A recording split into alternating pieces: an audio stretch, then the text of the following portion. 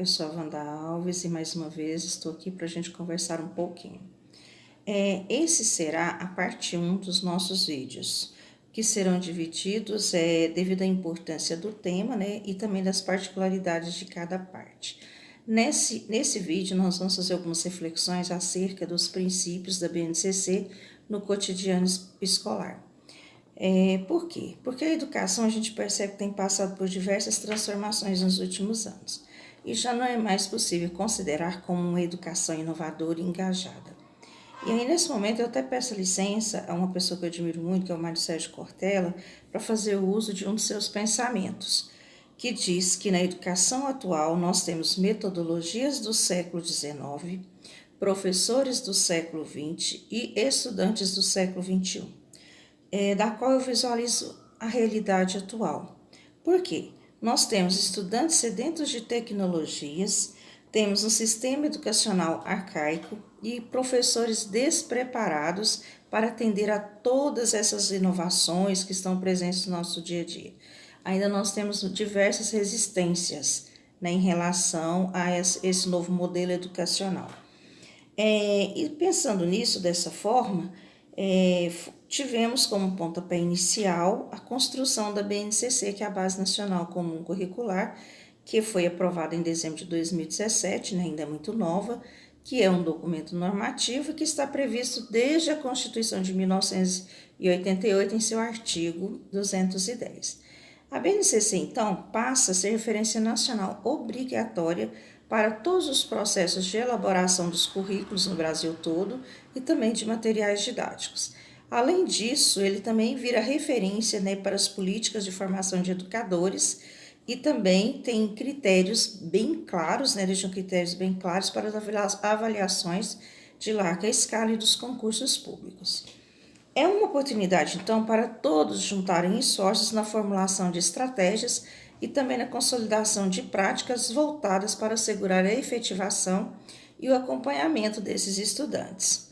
Com a definição das competências essenciais que todas as crianças e jovens têm o direito de desenvolver ao longo da sua escolaridade, contribui para que as escolas agora possam fazer escolhas mais assertivas, tanto sim no ato de elaborar ou de adquirir os materiais didáticos. Desta forma também, considerou que o estudante pode mudar de escola, de cidade e até mesmo de estado, sem que haja ruptura em seu processo de desenvolvimento, pois estão assegurados dentro da base, assegurados a continuidade de aprendizagens, deixando bem claro que o que significa base. O que é a base, então? A base é o mínimo, né? Aquilo que serve de sustentação, de apoio, de alicerce, é um eixo. E nós com a base, a gente tem esse processo garantido, né? Garantido aos nossos alunos. Então, quando ele faz essa ponte, né? A necessidade, às vezes, familiar de ir de um bairro para outro, de uma cidade ou de um estado para outro, ele não vai ficar prejudicado, porque ele vai ter garantido o mínimo, né, que está lá na base, tem assegurado os seus direitos de continuidade. E ao estabelecer as competências e habilidades que serão, né, desenvolvidas pelos estudantes ano a ano, ele exige então de nós, né, que nós educadores pensemos coletivamente sobre como é a nossa escola e o que queremos garantir para as nossas crianças e os nossos jovens, que usufruem também dos direitos de aprendizagem, expressos por essas competências, expressos por essas habilidades. Agora, cada professor, dentro de sua etapa escolar, tem definido o que tem de ser consolidado, deixando, né, claro, tudo que tem que ser aprendido durante aquele ano escolar, aquela etapa escolar, e parar com aquele jogo de empurra de um para o outro, certo? Ainda penso mais, eu penso que na escola, esses direitos de aprendizagem que estão atribuídos dentro das competências e habilidades são extremamente importantes para o nosso planejamento, para a nossa organização do espaço escolar, para a organização do nosso trabalho. Veio como carro-chefe, né, as 10 competências gerais dentro da Base Nacional Comum Curricular. e para que cada professor possa, né, exercer a sua prática a partir dessas competências, chegando nas aprendizagens essenciais. Mas o que são essas aprendizagens, né? O que é aprendizagem na realidade? A aprendizagem é um processo contínuo de aquisição que ocorre durante toda a vida do indivíduo. Desde lá, né, da sua vida intrauterina até a mais avançada idade. Ou seja, estamos sempre aprendendo, a gente nunca deixa de aprender a todo momento.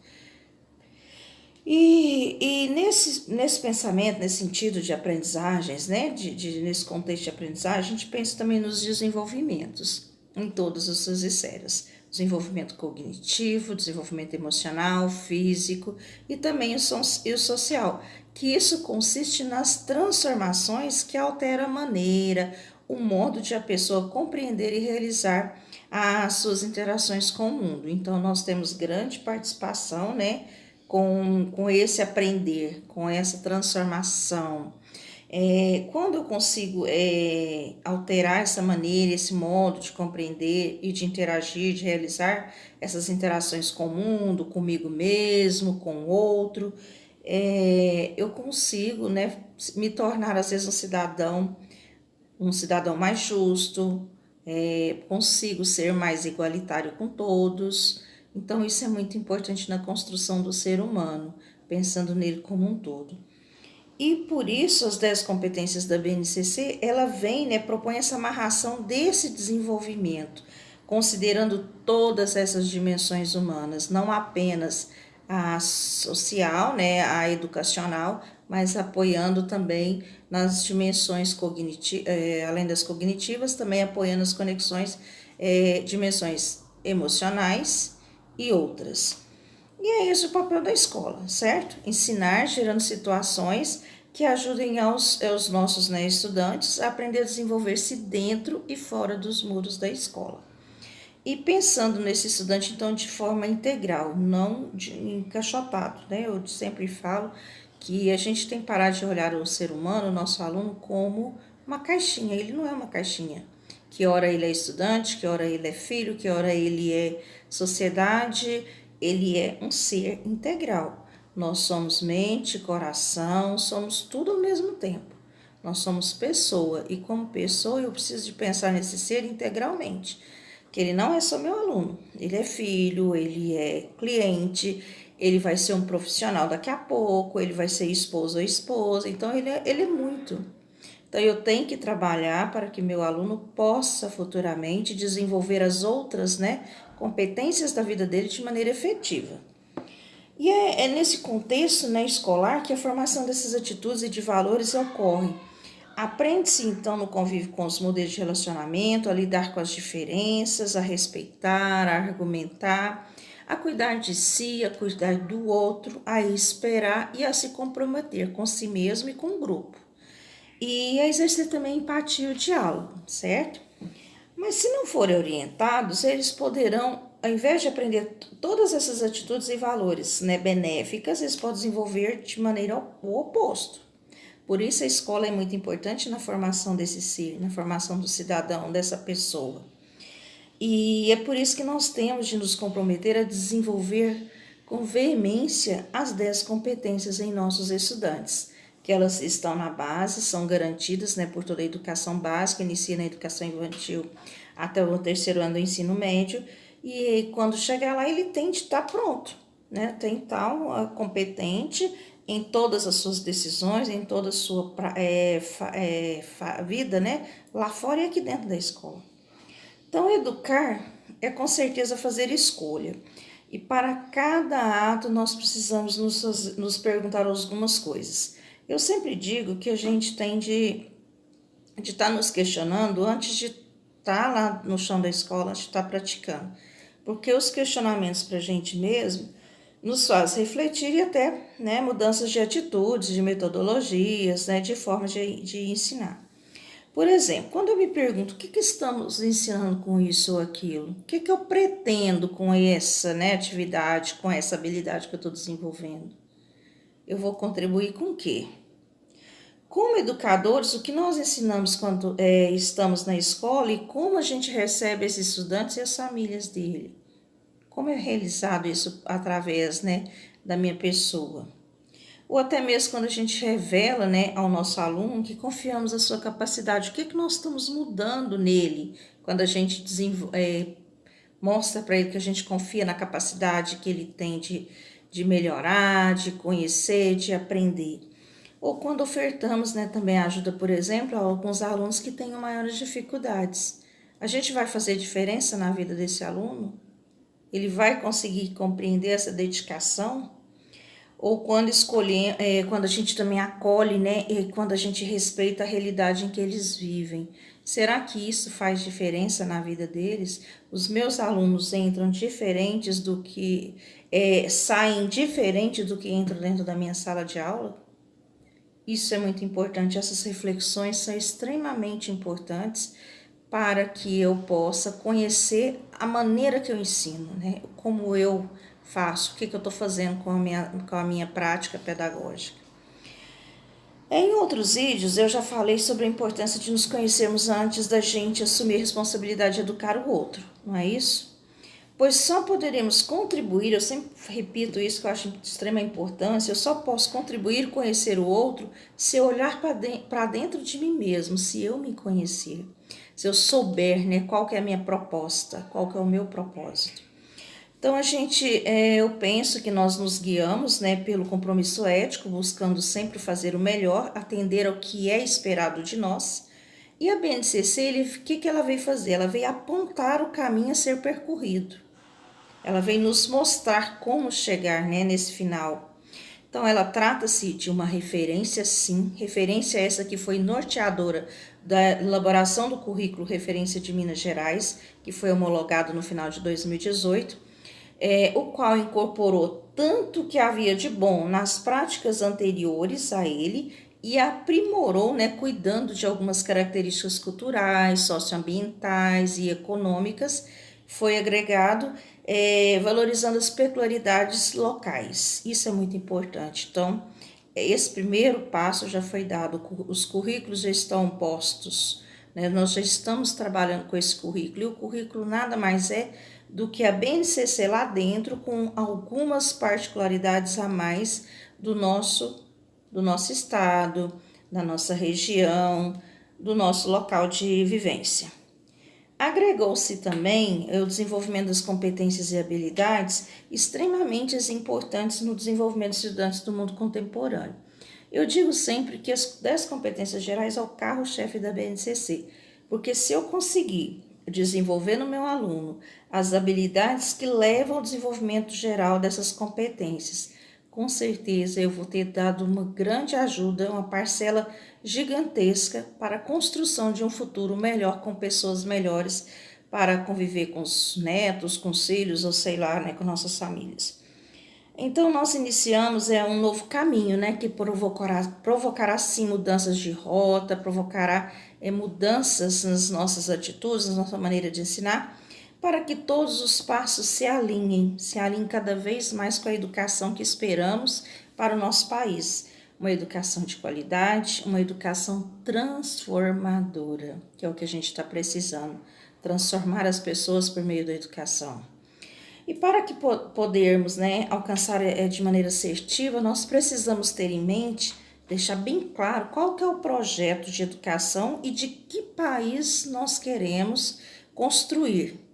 Se a gente tiver essa resposta clara, que tipo, né, de educação e de país que nós queremos, vai ser fácil, porque o currículo referência, ele está bem claro, ele está de maneira bem fácil, né, de transpor para os nossos planejamentos, para a nossa escola, para levar até o chão da escola para os nossos alunos. Para que isso ocorra, então, é necessário estudo, envolvimento, engajamento, é necessário dedicação, é necessário trazer as TICs, né, para dentro do nosso planejamento, pois faz parte do mundo desses jovens. E também sei que tudo isso demanda muito, muito esforço. Mas também eu sei que nós somos educadores e que nós somos capazes de construir essas mudanças juntos.